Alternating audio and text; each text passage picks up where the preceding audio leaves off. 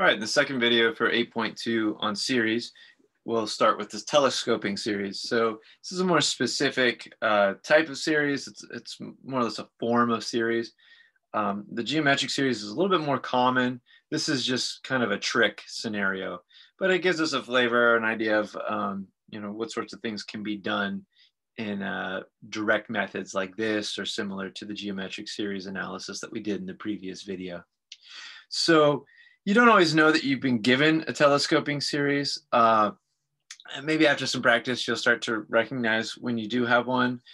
Generally, what you might see is you'll see n times some increment of itself, n plus 1 or n plus 4 or n minus 1, something like that, increment or decrement, possibly.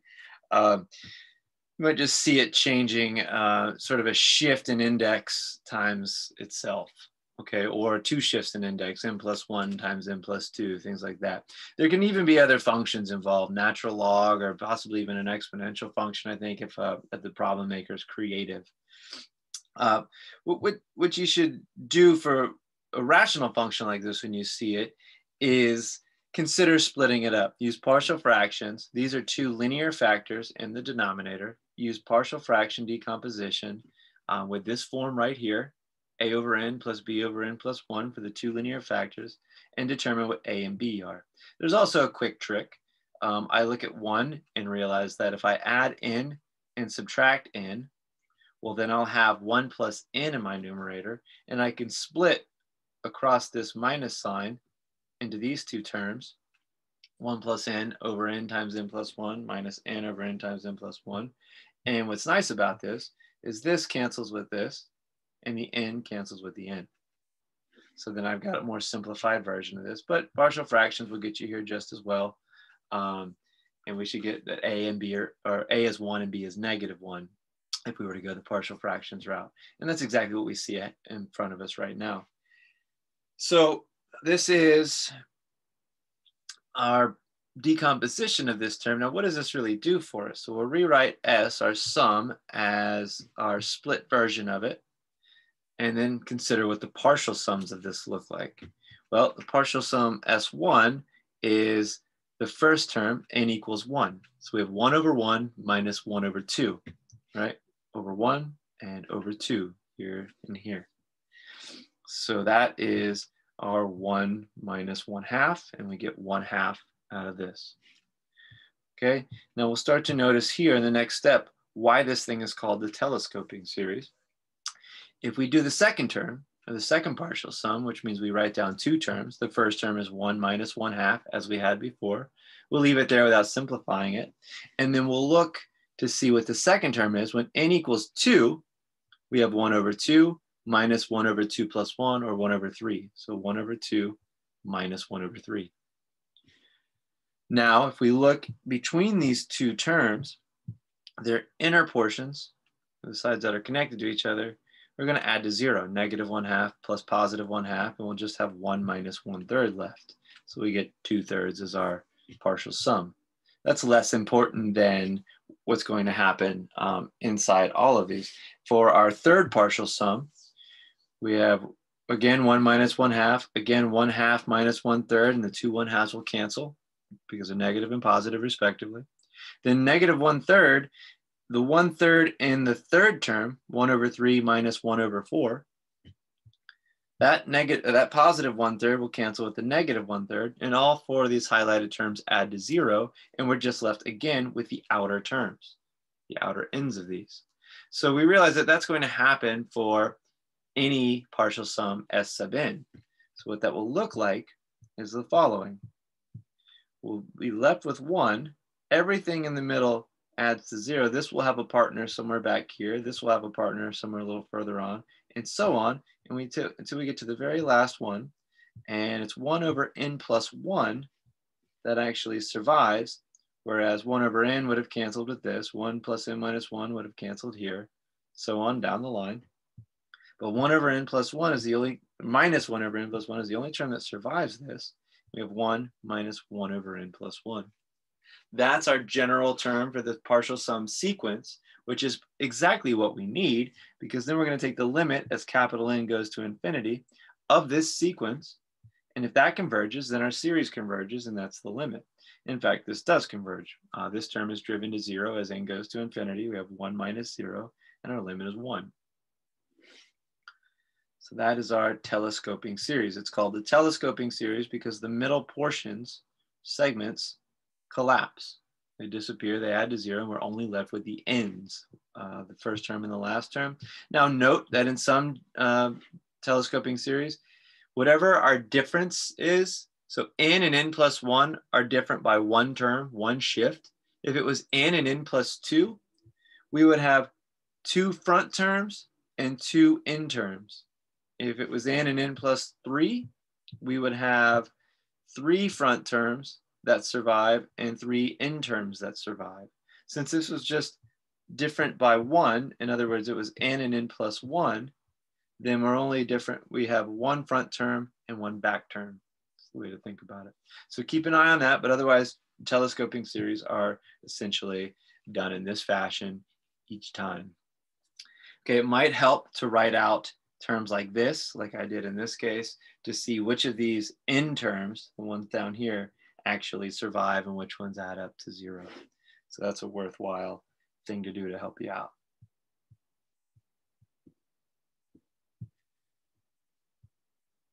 The next series is the harmonic series. And this is our sort of one of our canonical divergent series. Okay, so the problem that we're given asks us to determine whether or not this series, n equals 1 to infinity, of 1 over n diverges or converges. And I claim right out of the gate that this thing actually diverges. Now, it's very counterintuitive. A lot of students might look at this and say 1 over n, well, those are getting smaller, so it must converge. That is certainly not necessarily the case, okay? There's one test that'll use something similar to this called the divergence test at the bottom of the page, but the divergence test is actually inconclusive for the harmonic series, and the harmonic series diverges, which means that the divergence test is merely a sufficient condition, not a necessary condition. So if something makes it through the divergence check, it does not mean that it actually converges. Okay, if it fails the divergence check, then it certainly does diverge.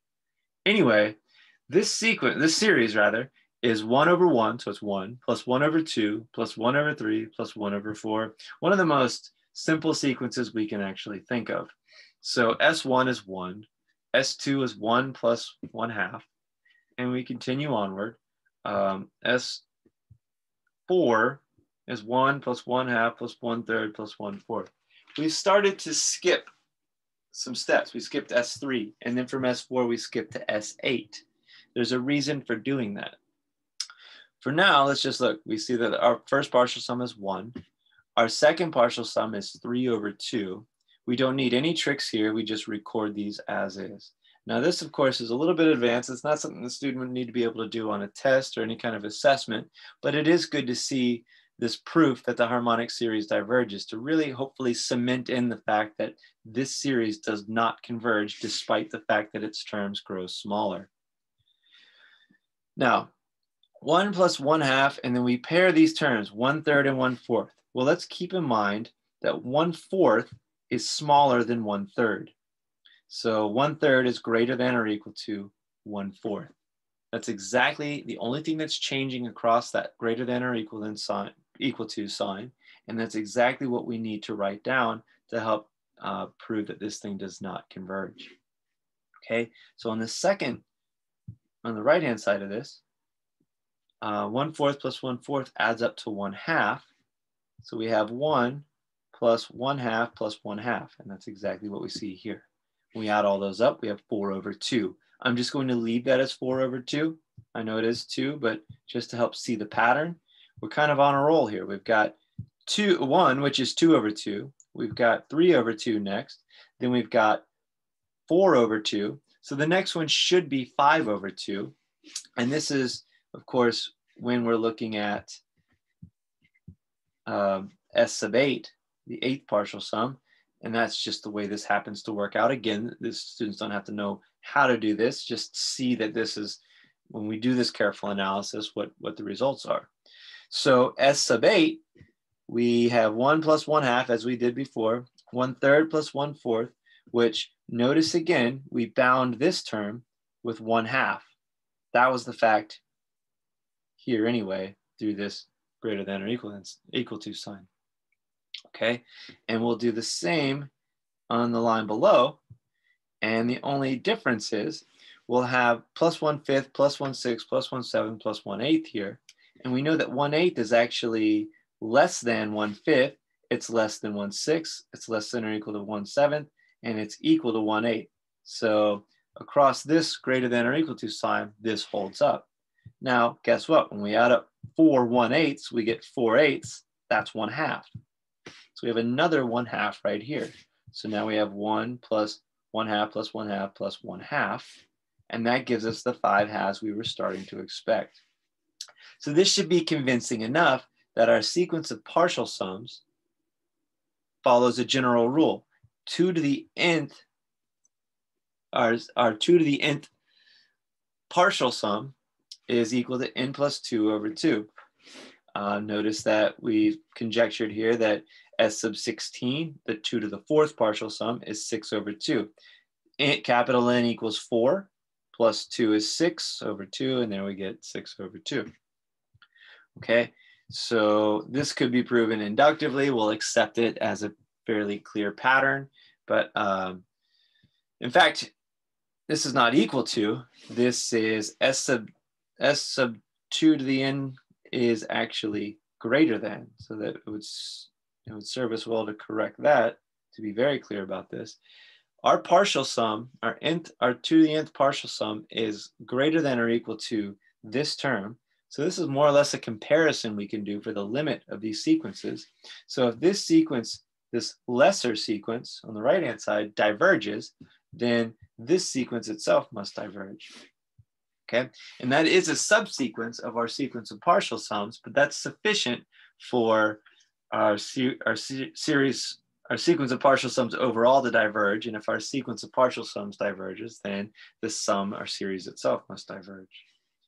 So we see here the analysis for convergence. Limit as n goes to infinity.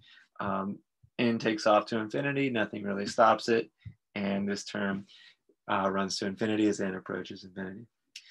And then we summarize this with, since s sub 2 to the n is a subsequence of s sub n, the limit as n goes to infinity of s sub n equals infinity. Thus, s diverges. Okay, so if we look back at section 8.1, we can find a fairly esoteric, kind of quiet little rule about a sequence must having, if a sequence has a divergent subsequence, then that sequence must diverge. So that's a fact that we've used to establish this. But the upshot and the most important part of this is this series does not converge. Okay, as is, it does not converge. Even though these terms get smaller, 1/2, 1/3, 1/4, as we're adding them, it still does not converge. Now, related to this, we do have one sequence-based convergence test. We don't have many of these, but this is a nice quick rule of thumb. Again, it doesn't work for the harmonic series, so it's just a coincidence that it happens to be on this page. But this result is called the divergence theorem, and it's the first thing that we can do to check whether or not a series converges or diverges. It'll usually indicate that a series diverges. It cannot show that a series converges. Okay, so if the sequence a sub n equals 1 to infinity, it does not converge as a sequence. Or if it does converge as a sequence to any value other than 0, then the series of n equals 1, a sub n, or n equals 1 to infinity of a sub n diverges. So if we, in other words, if we are given a series and then we say, okay, well, let me not add terms up and think about that right now. Does its sequence converge? And moreover, does it converge to 0? If not, then the series diverges. Okay, then so if the series sequence term, general term, does not converge to 0 as n goes to infinity, then the series must diverge. Okay, what this does not tell us is anything about the divergence theorem, right? This is a conditional going one way, right? However, the divergence theorem has the following. As a sequence, 1 over n decreases, and it even, as a sequence, converges to 0. But that does not meet the condition does not converge or converges to a value other than 0. So we can't apply this theorem to the harmonic series. We just can't do it. It's not valid for it. So the divergence theorem would be inconclusive in regard to the harmonic series. All we can say is that if this terms of a series considered as a sequence converge to 0 or don't converge to 0 or don't converge at all, then the series must be divergent. Now, one quick, easier way to write it is the following. This kind of summarizes it all. If the series converges, then the limit of its sequence terms must be 0. This is a nice, quick rule. If this doesn't hold, then we know this doesn't hold. So if the limit of the sequence is not 0, then you can immediately conclude that the series doesn't converge, that the series is divergent. What you cannot do by any means is say that if this is true, then this is true. Even if the sequence converge, even if the series terms converge as a sequence to 0, it does not mean that the series converges. In fact, there's no indication. We're not sure. It could converge, it might not. And again, we've seen up here that these sequence terms converge to 0. However, the series itself does not converge. So keep that in mind when you use this rule. This conditional is only this way, right? If a series is convergent, then it must have been that its terms as a sequence converge to 0. If the terms of a series converge as a sequence to 0, it does not necessarily mean the series converges. So a couple of series sum laws that we'll see. This is what was promised in the previous video. Now, if we have two convergent series, A sub n and B sub n equals 1 to infinity, and C is some constant, some real number, then the sum of these series, n equals 1 to infinity of A sub n plus B sub n, may be split as the sum of the two series. So the series of the sum is equal to the sum of the series. Now, again, for convergent series A sub n equals 1 to infinity, C times the series term, we can factor C out of the series, and it's the constant times the series itself. That's only when the series is convergent. This is a rule that we tacitly used in the previous video for the geometric series to summarize our results. Now it's right here in front of us and guaranteed. This is proven through a limit law, by the way, but we won't worry about the details of that. So let's determine whether or not each given series converges. And if it does, let's find its sum. Well, we're asked to find its sum. So we have 8 plus 2 to the n over 5 to the n equals 0 to infinity. And we should immediately recognize that 2 to the n and 5 to the n, these are parts of a geometric series. This is n in the exponent. That indicates that we have geometric series working. So let's see what we can do for this. First, let's split the numerator over that plus sign. We have 8 over 5 to the n plus 2 to the n over 5 to the n. So now we've split our numerator and our series term. And the next thing we do is factor 8 away from 1 over 5 to the n. And that leaves us with this. You can double check. 1 to the n is just 1. And then 5 to the n is in the denominator. And 8 times that 1 to the n is 8 times 1. And we would regain this term over here. Now, the other term, 2 to the n over 5 to the n, can be written as 2 over 5 to the n. Now we're at a point where we can consider this and say, I know that as a series, this one converges because 1/5 in magnitude is less than 1. In other words, the absolute value of 1/5 is less than 1. Similarly, 2/5, its series has ratio 2/5, and 2/5 is less than 1 also, or its magnitude is less than 1. So both of these are convergent series. So that meets the criteria of the rules above. So I can split the sum of these series, or the series of the sum, as the sum of these series. Also, since they're both convergent, I can factor, or since this one's convergent, I can factor 8 away from, or outside of that series as well. And that's exactly what happens down here. Our series S, which was, just to be careful of that, S was this series. It is now 8 times this one, and then just this plus this one. And of course, our geometric series law allows us to write this series as this: 1 over 1 minus 1/5 and 1 over 2 minus 1/5 for each of these. And we can carry out the details of that to get our, not only know that this thing converges, but to get what it converges to, and it appears to be 35 over 3. And we've used the geometric series formula twice to get there. So another version, another problem. We've got 8 plus 4 to the n over 3 to the n. So very similar. What we shouldn't do is split this up as two series, this one plus the next one, because we don't know that one converges or not. All right. So what we should look at is we can at least split the plus sign in the numerator and start to consider this. And we do that. And we also factor 8 away from 1 over 3 to the n. And that leaves us as this. So what's left is plus 4 over 3 to the n. Now, we should be very careful. This one is fine. This would converge. A ratio of 1/3 is convergent in a geometric series. Now, a ratio of 4/3, this is greater than or equal to 1. It's greater than 1 pretty strictly. So it's not less than 1 in absolute value, or its absolute value is not less than 1.